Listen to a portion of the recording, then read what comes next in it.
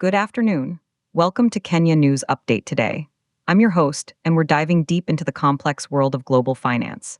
Today's focus: Asia markets mostly rise as investors shrug off weak U.S. retail sales and assess China inflation. This is a fascinating story of resilience, interconnected economies, and shifting investor sentiment. We'll unpack the data, explore the competing perspectives, and analyze what this means for the global economic landscape in 2026. Over the next 12 minutes, we'll examine why markets in Hong Kong, Australia, and South Korea moved higher despite concerning signals from the world's two largest economies.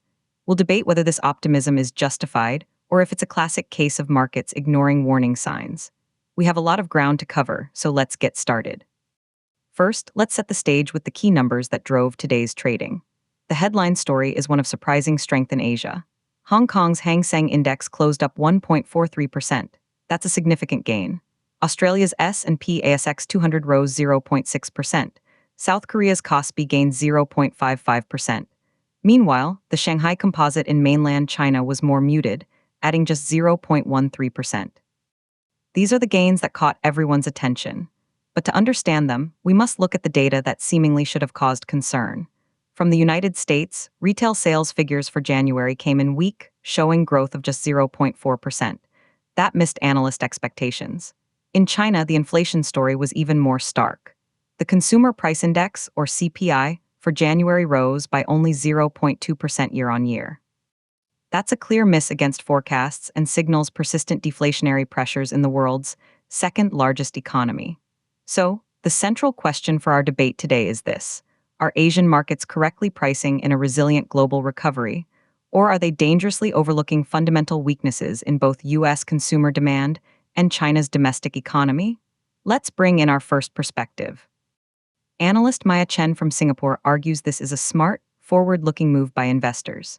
She says, the weak U.S. retail sales data, while disappointing, actually reinforces the market's expectation that the Federal Reserve will hold off on any further interest rate hikes. Lower rates for longer are bullish for Asian equities, especially growth-sensitive markets. Investors are looking past a single month's data and focusing on the broader monetary policy trajectory. Chen also points to the China inflation data, suggesting it's not all bad news. A low CPI reading gives the People's Bank of China ample room to implement further stimulus measures. The market is anticipating more supportive policy, which would be a tailwind for corporate earnings and asset prices. The rise in Hong Kong and other markets is a bet on that policy response. That's a compelling argument. The market isn't reacting to the data itself, but to what the data implies for future central bank action. It's a game of anticipation. Now, let's hear the counter-argument. Economist David Okello, joining us from Nairobi, takes a much more cautious view. He argues this is classic short-termism. Investors are grabbing at any narrative that allows them to buy. The U.S. retail sales miss of 0.4% is a warning sign about the American consumer, who has been the engine of global demand. If that engine sputters, Asia's export-oriented economies will feel the pain directly, regardless of what the Fed does with rates. On China, Okello is even more concerned. A CPI of 0.2% is dangerously low. It indicates weak domestic demand and a lack of pricing power. This isn't just a number for policymakers to fix. It's a symptom of deeper structural issues in China's economy, including the property sector crisis and low consumer confidence. To see markets rally on this news is, frankly, perplexing. It suggests a disconnect from economic reality. So we have two starkly different views. One sees strategic foresight, the other sees reckless optimism. To dig deeper, we need to look at the sectoral movements within these markets. The gains weren't uniform. In Hong Kong, technology and consumer discretionary stocks led the charge.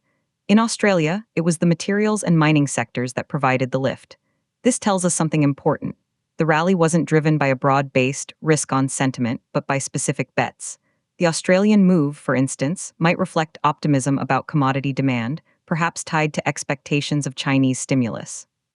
The Hong Kong tech rally could be a catch-up play after recent underperformance.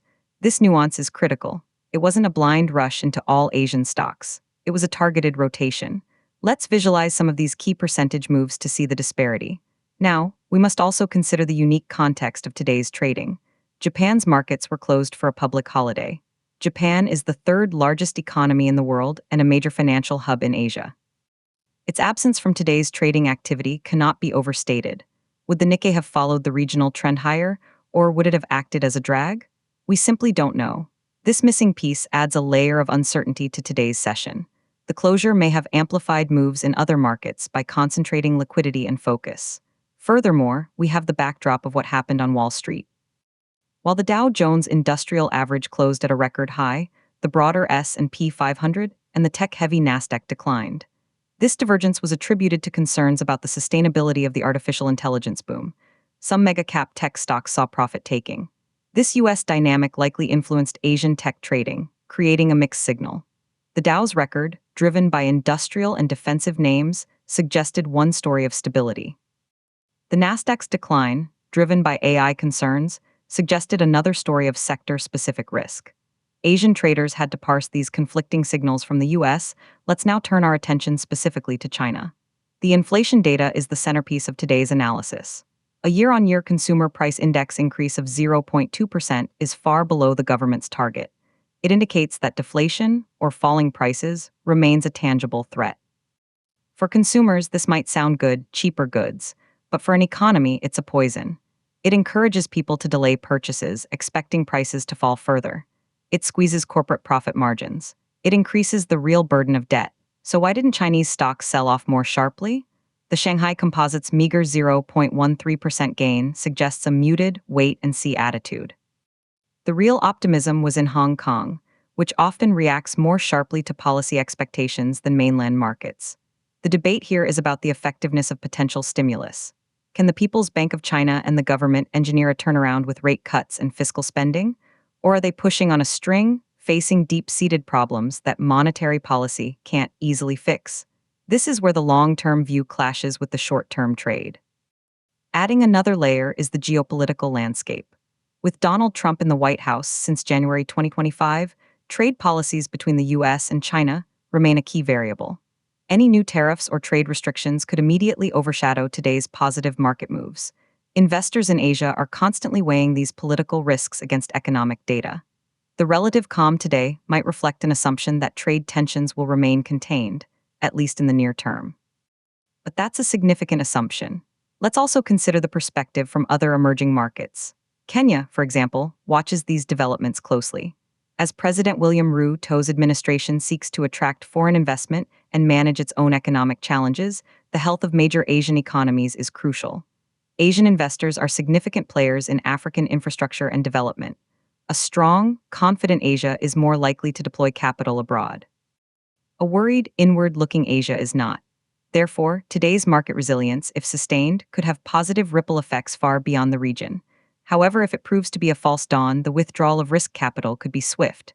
Let's introduce another statistic for debate.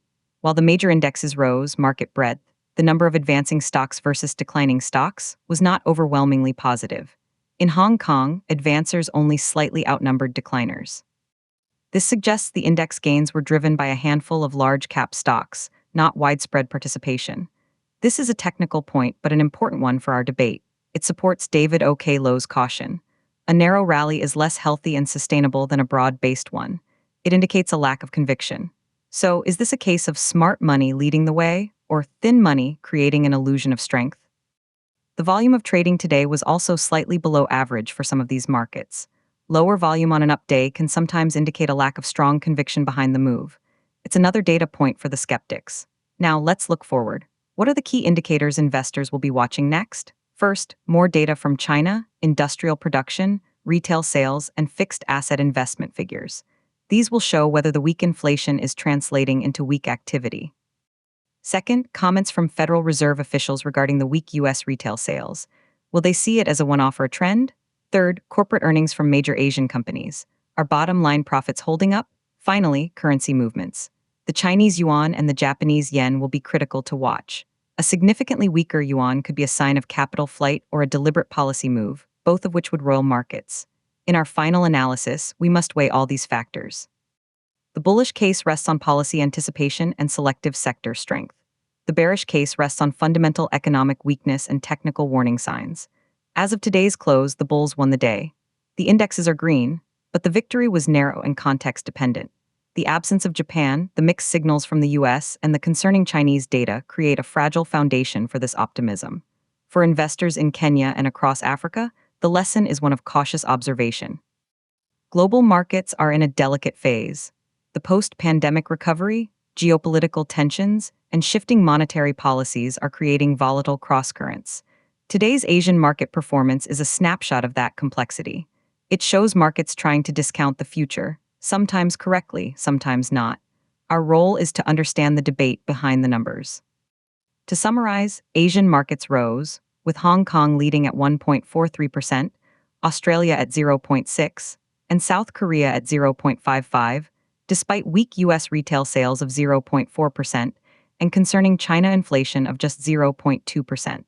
The debate is whether this is shrewd anticipation of central bank support or a dismissal of serious economic headwinds. The truth likely lies somewhere in between, with today's moves representing a tactical bet rather than a strategic shift. The coming days will provide much-needed clarity. Thank you for joining this deep dive analysis. We've presented the numbers, the perspectives, and the context. The final judgment, as always, is yours to make as you navigate these global financial waters. Subscribe to Kenya News Update today for more in-depth coverage of the stories that shape our world.